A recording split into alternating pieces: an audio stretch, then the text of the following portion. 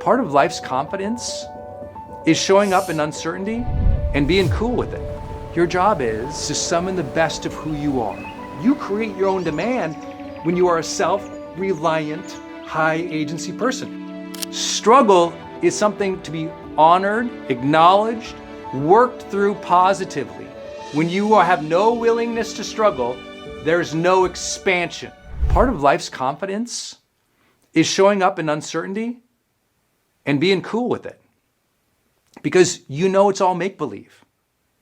There is no uncertainty anywhere. What I'm doing is I'm making believe that this thing is going to turn out really bad, and it makes me feel bad when I think it's going to turn out bad. Or I look at this thing and I don't know how it's going to turn out, so it freaks me out. But your job isn't to know how everything perfectly turns out. Your job number one, is to summon the best of who you are. That's your job. In that difficult moment, summon the best of who you are. When you don't know what to do, summon the best of who you are. When you're facing that thing that requires a lot of faith, summon the best of who you are. When you don't know how it's going to turn out, summon the best of who you are. And all you can do to summon the best of who you are is have a little bit of a vision. Look out a little bit and go, okay, what could life be like? Even if this is true, even if I lose this person, even if I don't get the job, even if I move to a new city, even if the outcome sucks, what would my vision be then? And orienting ourselves towards our future vision is the thing that inspires hope and action. And when we can do that over and over and over again, when our time gets spent there versus uncertainty and past and situations, when our time is in forward motion, when our attention is in forward motion, everything becomes different. You become the change maker, not just the uncertain, scared person. You can change things. You can move things. And even if you can't change the things, you can change your vision for what happens afterwards. Instead of catastrophizing, this is what I would do afterwards, right? It puts you back in that planning mode, that ambition mode, that attention towards a future state that's certainly more hopeful than just wandering around and going, I don't know, things are so uncertain, I guess I shouldn't do anything. And I know you know people like that, so I'm teasing. So why don't we do it? Well, most people don't change, and it's pretty clear that's what's happening is they're kind of stuck in one mode here. Let me talk about the 3 rings of change. The 3 rings of change, and then the 4 emotions that are often driving them for people that they don't even know about. Most people, most of their life, are in the comfort ring, right? This is pretty obvious. I don't need to belabor it. You get in comfort mode, right? You're just there, right? It feels good. You don't want to change. And a lot of people actually are growing in their life and they're doing good things and they're comfortable. And so please hear, I want to say this as I start. Comfort is not a bad thing. I know being in the personal development world, people they're always bagging on comfort. But you know what? As I work with high performers, if I work with an Olympic sprinter, I want her to be comfortable on the track, right? The reason she practices so much, so she's comfortable in her body. She's comfortable with the idea of what she's about to do as she accelerates. She's comfortable with ending the race by slowing down a little less than everybody else slows down, right? So I got to know, like, comfort's okay. Like, I love that I can be comfortable when I'm sitting down writing my book. I love that I can be comfortable when I'm meeting somebody new. I love that I'm comfortable when I go to a networking event. I'm comfortable. See, comfortable is not bad. So when I draw this out, often people go, oh yeah, they're in their comfort zone. That's why they suck. I'm like, comfort's not bad. The comfort zone is pretty good, right? Have you ever had a great pizza night watching your favorite movie with your favorite drink? That's pretty comfortable. That's good. Comfort zone is not a bad thing by default. Comfort zone becomes a bad thing when you are required to become more, when you are required to handle something that's not comfortable, when you don't face difficulty in your life. Now we got a problem, right? When comfort becomes avoidance, now we got a problem. When comfort becomes avoidance, now we got a problem because you're not willing to engage the difficult struggle required to change things, to create things, to become more, to become better, to lead better. Comfort is not a bad thing. It's when comfort is joined with avoidance of life, of your ambitions, of your real problems. Now we got a problem. But comfort is not bad. In fact, I'll show you through a lot of the emotions that you're going to experience. You go like, oh, that's why I stay there. We'll work through that in a moment. Okay. The next area here is demand. Demand zone, right? We've got the comfort zone, but we've got the demand zone. That's a DE. Our demand zone. This is like, oh, people change. They change because it's demanded on them, right? They're forced into the corner. Someone's going to leave them if they don't change. There's an obligation at work. They have to do it. Like something shifts and it just directly, personally impacts them, and you got to change. But see, the demand zone is awesome. I've always found you cannot get yourself into high performance in your life unless you enter the demand zone. You have to enter an area that's a little harder for you. Join a group that's a little more advanced than you. Be in a conversation that's a little bit more outside your comfort zone, outside of your knowledge area. You've got to take on obligations and responsibilities that you're like, can I measure up? I don't know, but let me try. That's an incredibly empowering thing. It means you are the person who crafts meaning. You are the person who decides your attitude and your ambitions. And in that new future, I promise, if you really think about that future in that way, there's a demand there. There's a demand for you to become more. There's a demand for you to skill up. There's a demand for you to let go of old stories. There's a demand for you to handle the situation, the circumstance, the time, the opportunity. There's a demand on you, and it's a good one. The old demands, maybe those weren't good ones. Maybe your parents, they made mean demands. Other people, they demanded that you just fit in. Other people, they demeaned you as they demanded you fit in. But that's not what we're building towards. Your attention needs to shift again into the demands of the future. So let me work through the emotions and let me talk to you about the last ring and the real power of change. So what do we feel as we go through these? One of the things that we all want in our life is contentment. I want to be content, Brendon. I just want to strive, satisfied. I just want it to feel good. I want to feel like I have enough. I want to feel like I'm enough. I want to, Brendon, just appreciate things around me. I just want to be in a good vibe, in a good mood.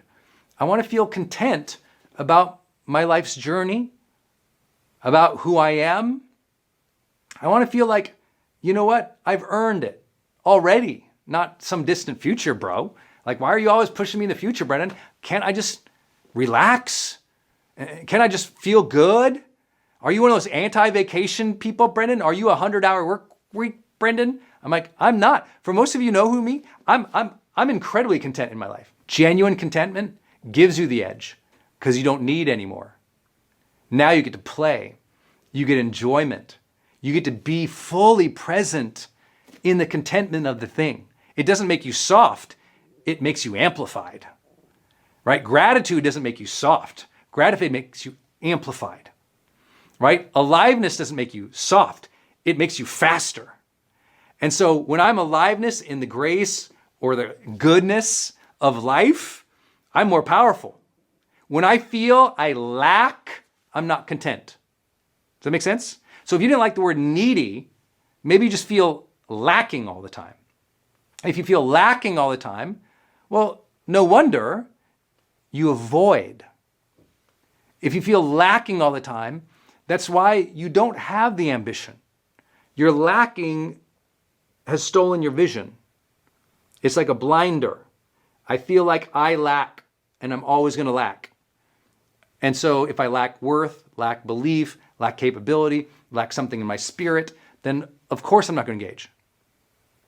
So one of the best ways to get people there and why so many people in my field focus on gratitude first is because it's an amplifier. Because if I can get you content with life, if I can get you to appreciate, let's use different language. If I can get you to appreciate life, you'll handle demands better. True or false? See, if you're lacking or you're mad or you're needy, you do not handle demand well. Why am I saying this? Because if you have not been charging forward in life, if you have not been structuring and building and architecting the changes necessary, the step changes necessary for you to pull yourself to the next levels, it's because the demand makes you feel lacking. You haven't appreciated your powers yet. You haven't appreciated the gifts yet. So demands are scary. But see, because I'm good, demands don't freak me out. Not because I've handled everything so perfectly. I just know I'm going to engage it. Job one.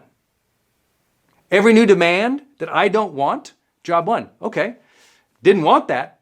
How do I summon the best of who I am? Take the next right action of integrity. Handle this versus avoid it. And I'm going to make that move so many times. I'm going to fail along the way. I'll be embarrassed along the way. It won't work perfect every time. I'm just going to keep making that every time. Ultimately, I'll handle the demand better. At least I'll try to handle it. Because for a lot of people, the demands on their life keep building and building and building and building because they never handle them. But a lot of that, surprisingly, comes from their sense of contentment. But also, with contentment, there's something better, in my opinion, and that is joy. Joy. See, in my comforts, I take a lot of joy. I'm sure you do too, right? When I do something I really enjoy, comfort, there's like a different level of emotion there. And I want you to learn to have joy through demand.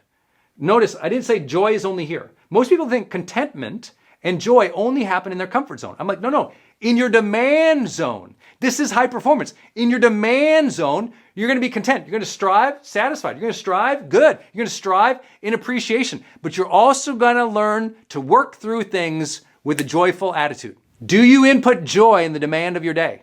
When you got to go to work, hard day at work, you're frustrated, they're frustrated, is there any joy there? Did you imbue the moment with joy or not? Did you imbue the moment with contentment or not? I'm telling you, all change that most people need in their life is going to happen here in the demand zone. And you need to bring these things to it. Because the truth is, also here, as you're going to see, is so much struggle. Struggle is going to be always here throughout every area we're going to talk about. Even in your comfort zones, you struggle to break the comfort zone. In the demand zone, you struggle because it requires more knowledge, skill, capability, or competency than you have in you so far. You're not trained up yet. You're not conditioned up yet. You're like super challenged with it. That's normal. That's all right. So struggle is going to be there. So now the question is, this struggle, does this struggle overwhelm you or not? Even if you don't bring appreciation or joy to it, the question is, does the struggle, the challenge you are faced with, the suffering you might be facing, does it overwhelm you so much so you stop forward progress? Now that's where we really have to talk, right? That is the placement of, why I always tell people right here, it's like, oh, if you're struggling with something year after year after year, and it stops your forward motion, that is that time you better talk to a therapist. Because if something you are struggling with over and over and is preventing you from living a happy, progress-filled, fulfilling life, you need to work through that. You need to talk through that. You need to get a cognitive behavioral therapist, especially, who can help you understand at least the genesis of those thoughts and where they might be coming from. Because if struggle stops you, you will not have the life that you deserve. Struggle is something to be honored, acknowledged, seen, felt, worked through positively, even if you didn't set up the struggle, even if you don't want the struggle. Struggle is something to be engaged. I use the word honor.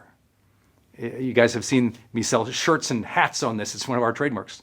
Honor the struggle. I know you didn't want the struggle. Honor it. It's asking something of you. And even if you don't know why, you don't have to be able to explain why there's suffering or struggle in anyone's life, your life, or even humanity. You don't have to know that answer. The question is, do you engage it? And do you have forward momentum in your life towards your goals and your dreams, even if it's a struggle? If struggle shuts you down, that doesn't mean there's something wrong with you. That's a skill issue. That's a skill issue. It's like, oh, I don't know how to deal with this yet. You don't have competency in problem solving. You have competency in resilience. You don't have a competency yet in the know-how of how to work through something like that. It doesn't make you bad. When I tell people you don't have competency, they get so offended by it. It's like, no, there's so many things I don't have competency in. So it's not a judgmental thing to say, maybe you didn't know how. You're struggling because you don't know how yet. You don't have the knowledge, skill, ability, talent, resources, know-how. You got to go get those. Struggle is not something you just stop because you feel it. You have to ask, okay, am I really being overwhelmed by this by zooming in on it and stopping progress? Very few struggles in life stop progress long term. And that's the magic that I learned from high performers. See, they face a struggle and they zoom out, not zoom in. They go, okay, this is going to be a season of struggle. This is difficult. I don't have the right team. I don't have the right resources. I'm in the wrong building. I've got this wrong. It's like, I can see that it's wrong and it's going to be a difficult fight. But I can also go, that's going to be the season. Bigger picture. Eventually I'll work through this. Eventually it gets better. And as I'm working through it, eventually this is the direction I'm going. So there's still forward momentum. That's the thing.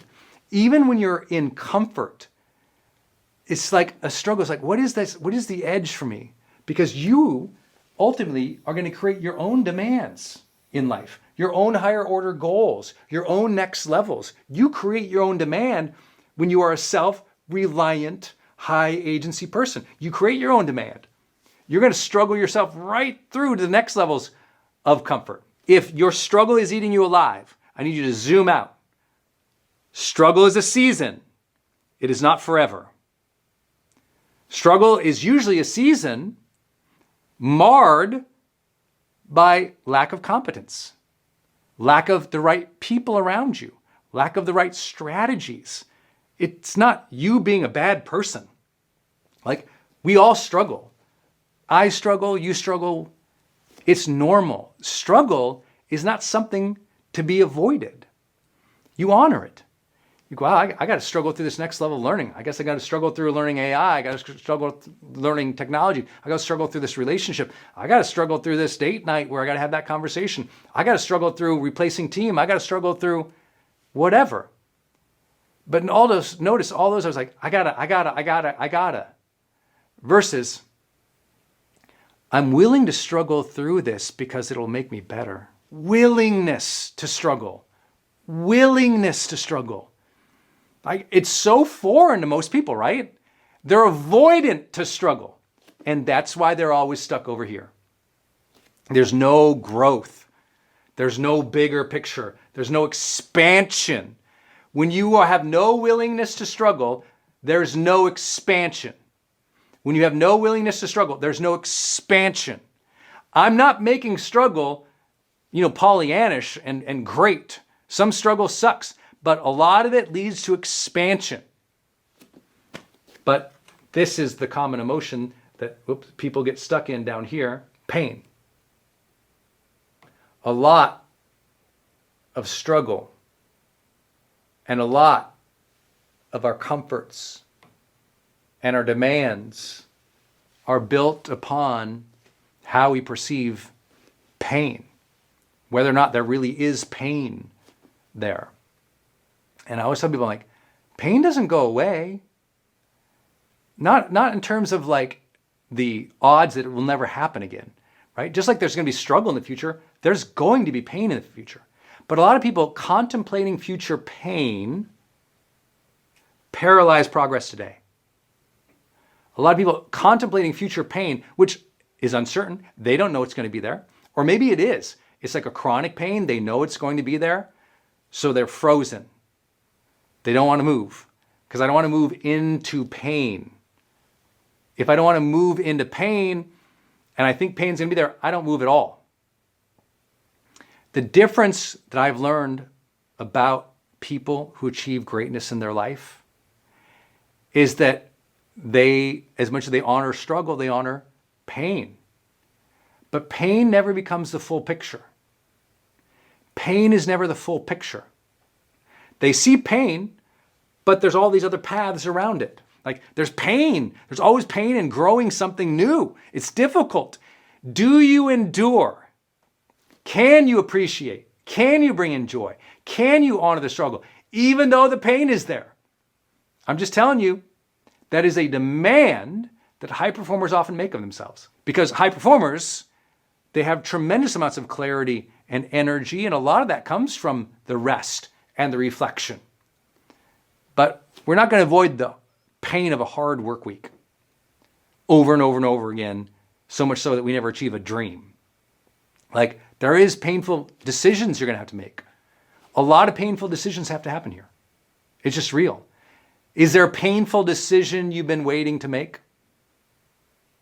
I'm not asking you to make it today. I'm asking you to contemplate it. Sometimes those painful decisions, we put them off too long instead of preparing.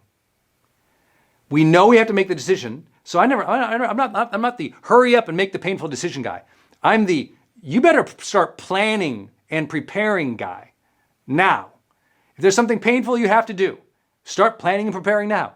If you've got to change your team, let people go, start planning and preparing now. If you have to change that relationship, start planning and preparing now. If you got to do something new that's going to be like, ooh, that's going to be a hard launch, start planning and preparing now. Like, people understand that, okay, if I'm going to make this change, it's going to be painful. Let me go in as prepared and as strong as I can be. I know you know this. I'm just reminding you. Another big area here, and this is where true greatness and high performance lives, is calling. Calling. See, you need to change, not just because you have a comfort zone, not just because you're demanded of it, because you sense the pull. Something is pulling you. A mission, a purpose, a cause, a voice, a God, a dream. And see, most people, they never change because they've never sought a calling. Most people never change because they don't listen to the calling. You know what most people do? They scroll through everybody else's hit lists and they never envision their calling. They have no vision, no ambition, no calling, no purpose that's bigger than what's in front of them. And so they don't develop. Hey, my friend, sun is going down behind me, and I just want to thank you for watching my YouTube channel. You know, so many of my subscribers are always asking me, Brendon, how do I go to another level of my life and stay consistent in my personal development and really get progress? You know, we all want to be more motivated, more productive, more confident. We want to be better leaders. We want to be better at our craft. But how do you do that on a consistent basis? Well, that's why I built Growth Day. It's an app that you can use that builds your personal growth streak. That every day you come in and you do a series of actions and you listen to some inspirational training and life strategies that advances your life. It's very hard to stay consistent in your life. I know sometimes you watch a YouTube video, you read a book here, you listen to a podcast there, but you're not developing your habits, you're not scoring yourself, you're not finding real progress and insight that kind of wows you and opens up to, I say, the awe and the real agency that you have in life. So please go to Growth Day in the App Store. Just go to the App Store, go to Growth Day or go to growthday.com and get Growth Day. I promise you, with your 7-day free trial, you'll go through Growth Day, and in 7 days, you're gonna be like totally like feeling fired up, but also you'll find a new momentum. Because every day as you do your growth streak, you start to really discover what you're made of. And we access different parts of your brain. You're listing something inspirational, you're doing a checklist or doing a journal prompt that blows your mind, you're scoring your habits and reflecting on your day in ways you've never done before. We're basically taking all of personal development and putting it into a streak that you'll get like totally addicted to. You'll be addicted to that progress, that growth, that joy and energy that you deserve to feel every day. Go to growthday.com or go to the App Store and just download the Growth Day app. Start your 7-day free trial and let's level you up. Every day is a great day to grow, but you have to stay consistent to get real progress and to really change your life. Go to growthday.com or go to the App Store and get the Growth Day app right now.